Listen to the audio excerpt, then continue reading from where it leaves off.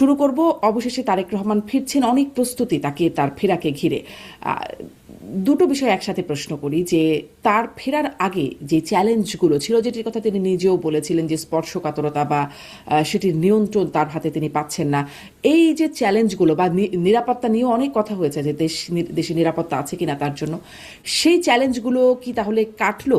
আর তিনি ফেরার পরে তারপর চ্যালেঞ্জগুলো কেমন? আমি ডাক্তার আব্দুল নট্ট আপনার কাছ থেকে শুরু করি। তার যে চ্যালেঞ্জগুলি আছে সেগুলি নিশ্চয়ই মীমাংসা হয়েছে। একটা মীমাংসিত অবস্থায় না আসলে তো তিনি আসতেন না। আমার কাছে মনে হয় যে চ্যালেঞ্জগুলো তিনি ফেস করছিলেন তার অধিকাংশই তিনি মীমাংসা করতে পেরেছেন। তবে কিছু বিষয় তার জন্য আহ স্থায়ী, যেমন তার নিরাপত্তার প্রশ্ন। এটি তাকে যতদিন তিনি যেখানেই থাকেন না কেন তার নিরাপত্তা বেশ কঠোরভাবে রক্ষা করতে হবে, এই কারণে যে তিনি একজন গুরুত্বপূর্ণ ব্যক্তি বাংলাদেশের রাজনীতিতে, এবং বাংলাদেশের বর্তমান যে আইন শৃঙ্খলার পরিস্থিতি তাতে নিরাপত্তার চ্যালেঞ্জ তার থাকবে। এবং আমার ধারণা যে তার যে ব্যক্তিগত নিরাপত্তা এবং সরকারি নিরাপত্তা তিনি পাবেন, এই দুটি নিরাপত্তা ছাড়াও অন্যান্য নিরাপত্তা ব্যবস্থার মাধ্যমে একটি নিশ্ছিদ্র নিরাপত্তার চাদর তার চারপাশে তৈরি করতে হবে। দ্বিতীয় হচ্ছে, দলের মধ্যে প্রচুর লোকজন আসে এবং থাকে। এদের মধ্যে বহু মানুষ আছেন যারা স্বার্থান্বেষী, তোষামোদকারী, যারা চেষ্টা করবেন যে তাদের ব্যক্তি স্বার্থ চরিতার্থ করতে অথবা তার সঙ্গে সম্পর্ককে কাজে লাগিয়ে নানা রকম সুবিধা অন্যকে দিতে অথবা নিতে।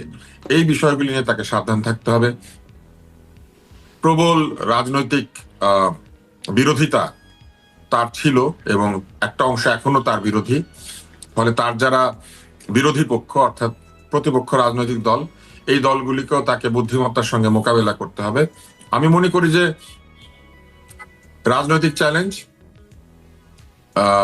দলের মধ্যে তোষামোদকারীদের দ্বারা সৃষ্ট এক ধরনের পরিবেশ এবং তার নিরাপত্তা, এই তিনটা হচ্ছে প্রাথমিক। এর বাইরে যদি চিন্তা করেন তাহলে তার মা অসুস্থ এবং এই সময়টা তাকে একটা বিরাট সময় পারিবারিক ভাবে আমার ধারণা দিতে হবে, কারণ মায়ের পাশে তার থাকতে হবে। তাই এটিও একটা চ্যালেঞ্জ। স্বাভাবিক অবস্থায় তো তার হাসপাতালের খোঁজ রাখার দরকার ছিল না, কিন্তু এখন তো তাকে সেটা রাখতে হবে। ফলে এটাও একটা বিষয়। আর সামনের নির্বাচনে প্রচুর কুটিলতা, জটিলতা, নানান ধরনের সমস্যা তৈরি হতে পারে, যেগুলি তাৎক্ষণিকভাবে তাকে সমাধান করতে হবে।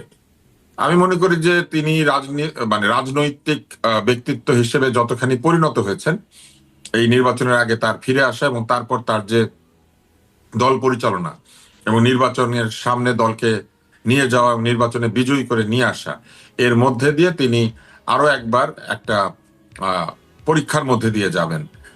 সাধারণত যারা নেতা হয়ে থাকেন তারা প্রতিনিয়ত পরীক্ষার মধ্যে দিয়ে যান। আপনি যদি মহাভারত পড়েন, রামায়ণ পড়েন, আপনি যদি বড় বড় এপিক গুলি পড়েন, যেমন হোমারের লেখা ইলিয়াড, অডিসি, এগুলো যদি পড়েন, অথবা আপনি যদি শাহনামা পড়েন, এটা একটা দিক।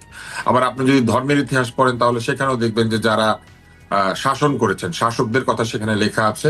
সেখানে বারবার ন্যায়বান শাসকদের কথা লেখা আছে, যারা ন্যায়ের পক্ষে লড়াই করেন এবং এই লড়াইয়ের পথে প্রচুর চ্যালেঞ্জগুলো সামনে থেকেই যাবে। ডাক্তার আব্দুল নট্ট স্যার, আমি একই প্রশ্ন, ফলে তাকে এক ধরনের নৈতিক চ্যালেঞ্জ মোকাবেলা করতে হবে। শারমিন, একটা নৈতিক চ্যালেঞ্জ মোকাবেলা করতে হবে এবং একটা শারীরিক চ্যালেঞ্জ মোকাবেলা করতে হবে।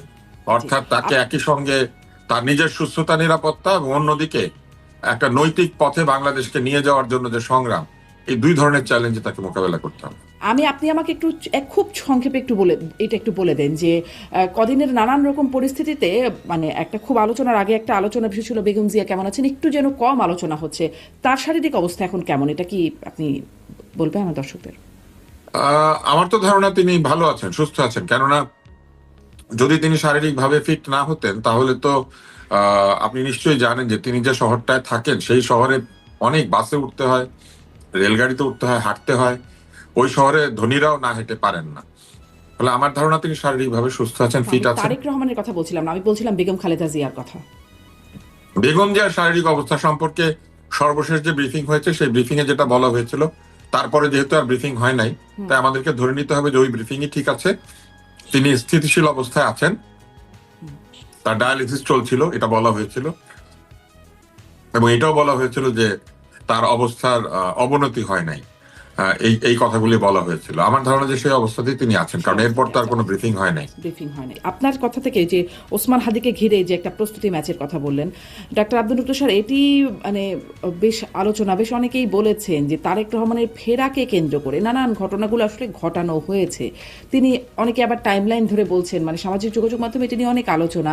যেদিন তিনি আসার ঘোষণা দিলেন তার পরপরই ওসমান হাদিকে এভাবে নির্মমভাবে হত্যাকাণ্ড করা হলো। তারপর ওসমান হাদির হত্যাকাণ্ডকে ঘিরে যেভাবে যা হলো আর কি, প্রথম আলো ডেইলি স্টার যেটির কথা মোস্তফা ফিরোজও উল্লেখ করছিলেন, আমরা দেখলাম এই ঘটনাগুলো আসলে তারেক রহমানের ফেরাকে মানে কেন্দ্র করে বা সেটিকে ঘিরে এরকম একটা ঘটনা ঘটানো হয়েছে, এরকম একটা হাইপোথেসিস আছে বা একটা পর্যালোচনা আছে। আপনি কি এই বিষয়ে আপনার কি মনে হয়, আসলে কি এরকম কিছু আছে বলে আপনার মনে হয়? এককভাবে তার ফেরাকে শুধু পিছিয়ে দেওয়ার জন্য এই ঘটনাগুলি ঘটেছে ব্যাপারটি তা নয়, মূলত নির্বাচন পিছিয়ে দেওয়ার একটি চেষ্টা আমরা লক্ষ্য করেছি। আপনি দেখবেন যে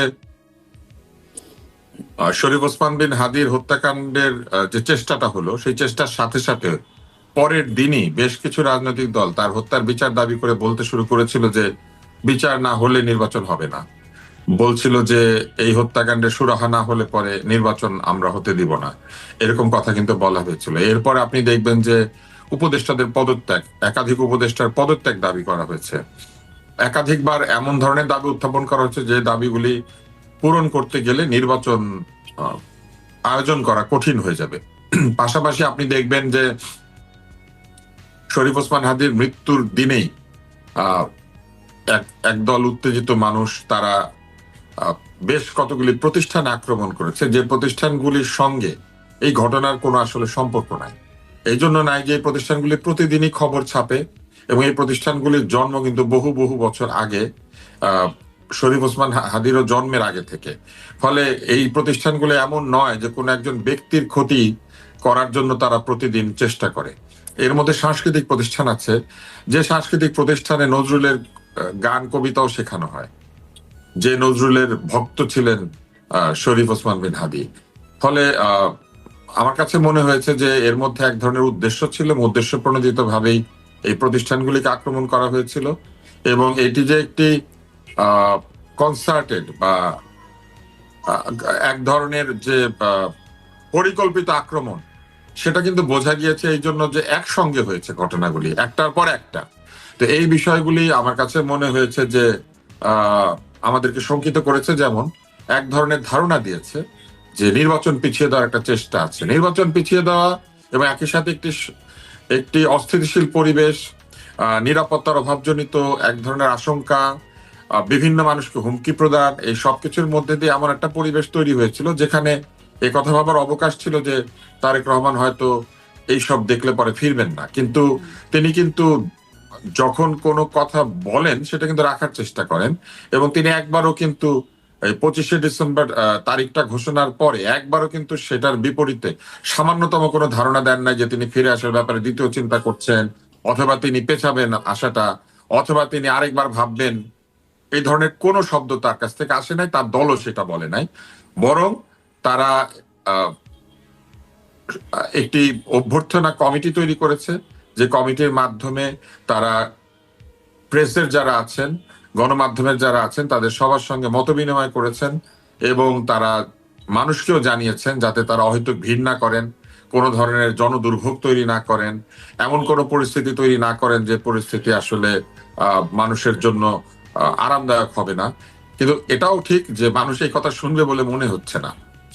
জি, আপনি বলছেন উদ্দেশ্য প্রণীত পরিকল্পিত বিষয়গুলো, সেই উদ্দেশ্যর কতটা শুধু তাকে, আমি যেটা বলেছি যে শুধু তাকে আটকে রাখা বা তাকে ফিরতে না দেওয়াটা উদ্দেশ্য না, মূলত বড় দাগে নির্বাচন পিছিয়ে দেওয়ার একটা উদ্দেশ্য লক্ষ্য করা যাচ্ছে। পূরণে কি কিছু কাজ হয়েছে? মানে তারা যে উদ্দেশ্য বা পরিকল্পনা নিয়ে কাজটা করলো, তাতে কি তারা কোনো সুফল পাওয়ার মতো অবস্থানে গেছে মনে হচ্ছে? শরীফ ওসমান হাদির যে অদম্য প্রাণ শক্তি, সেই প্রাণ শক্তি আসলে তাদেরকে ব্যর্থ করে দিয়েছে। শরীফ ওসমান হাদি লড়েছেন তার জীবন নিয়ে 1 সপ্তাহ, এবং এই লড়াইয়ের মধ্যে দিয়ে তিনি আসলে এই যে পরিকল্পনা যদি কেউ করে থাকে সেই পরিকল্পনাগুলিকে তিনি আসলে ব্যর্থ করে দিয়েছেন। কেননা একটা সময় পার হয়েছে, যে সময় সরকার পেয়েছে, যারা অন্যান্য রাজনৈতিক দল তারা পেয়েছে, যারা নির্বাচনের পক্ষের শক্তি তারা পেয়েছে, এবং তারা এক ধরনের সংগঠিত হতে পেরেছে, তারা এই ধরনের তৎপরতাকে প্রতিহত করার লক্ষ্যেও তারা এক জায়গায় হতে পেরেছে। আর এটাও ঠিক যে এই ব্যর্থতার যে নমুনা, যে তারা যে ব্যর্থ হয়েছেন, এই ব্যর্থতাই কিন্তু এই গণমাধ্যমের উপর আক্রমণ, ছায়ানট এবং উদীচীর উপর আক্রমণ, এটা কিন্তু তাদের ব্যর্থতার পরিচয়। কেননা হাদি তার জীবদ্দশায় বারবার বলেছেন যে এই সব জায়গাতে আক্রমণ করে কোনো লাভ নাই। উনি একদম নাম ধরে বলেছিলেন, হাদি বলেছিল যে প্রথম আলোর কথা পছন্দ না হলে এরকম 10টা প্রথম আলো তৈরি করেন, যদি তর্কে না পারেন তাহলে ভালো করে তর্ক শিখেন। সে কিন্তু বলেছিল যে প্রতিষ্ঠান বন্ধ করা, ধ্বংস করার মধ্যে দিয়ে কোনো বিজয় অর্জন করা যায় না, বরং সেই প্রতিষ্ঠানকে প্রাতিষ্ঠানিকভাবে মোকাবেলা করার মতো সক্ষম প্রতিষ্ঠান তৈরি করতে হয়। এবং সে নিজে কিন্তু একটা প্রতিষ্ঠান তৈরি করার জন্য চেষ্টা করছিল। সে একটা কালচারাল সেন্টার দিয়েছিল, সেখানে তার একটা পরিকল্পনা ছিল। তার মানে সে ধরেন ছায়ানট যদি কারো কারো মানে অপছন্দের হয়ে থাকে, তাহলে সে একটা পাল্টা ছায়ানট তৈরি করার চেষ্টা করছিল। কিন্তু আর আরো অদ্ভুত বিষয় দেখেন, ছায়ানট যে নামটা, এই নামটা কিন্তু নজরুলের কবিতার ভেতরে আছে। ফলে ছায়ানট কিন্তু এমন নয় যে হাদির অপছন্দের সংগঠন ছিল, ব্যাপারটা কিন্তু তাও নয়। এইখানে হাদির নাম দিয়ে যারা প্রতিষ্ঠানে আক্রমণ করেছে, হাদির নাম দিয়ে নানান রকম দাবি দাওয়া উত্থাপন করেছে, তার প্রায় অধিকাংশই হাদির যে আদর্শ সেটার বিপরীত। যেমন আপনি আমাকে একটা প্রশ্নের উত্তর দিতে যদি পারেন, আমি নিজেও এই প্রশ্নের উত্তর খুঁজছি।